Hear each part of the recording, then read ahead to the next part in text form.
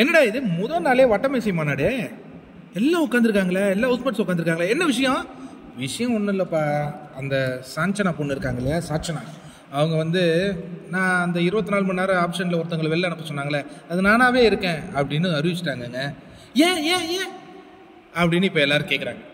அதாவது என்னென்னா, அந்த பொண்ணு என்ன சொல்லுதுன்னா, அதாவது இந்த ரூம் வேணுமா அந்த ரூம் வேணுமாங்கும்பொழுது நாங்கள் ஒரு ரூம் சூஸ் பண்ணோம்ல, அதில் வந்து அந்த டைமில் நாங்கள் ஒரு 3 பேர் இருந்தோம். யார் இருந்தது? ஆனந்தி, தர்ஷா குப்தா, இந்த பொண்ணு சாட்சனா இருந்தாங்க.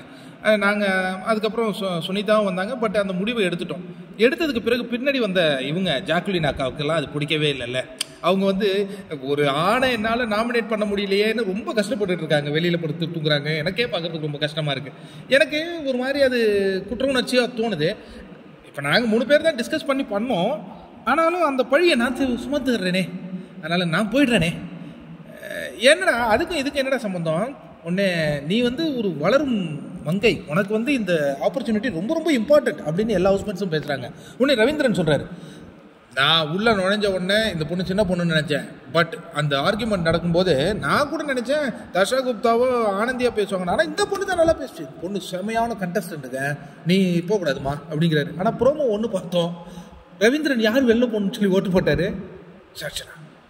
வா வா வா. ஆனால் அந்த பொண்ணு வந்து அந்த ஜாக்குலின், இதெல்லாம் தான் ஸ்ட்ராட்டஜியா?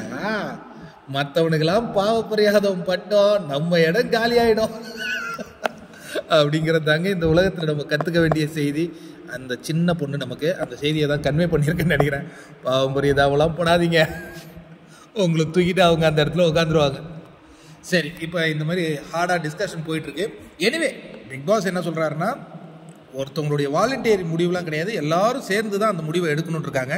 என்ன நடந்துகிட்டு இருக்கு தொடர் அப்டேட்.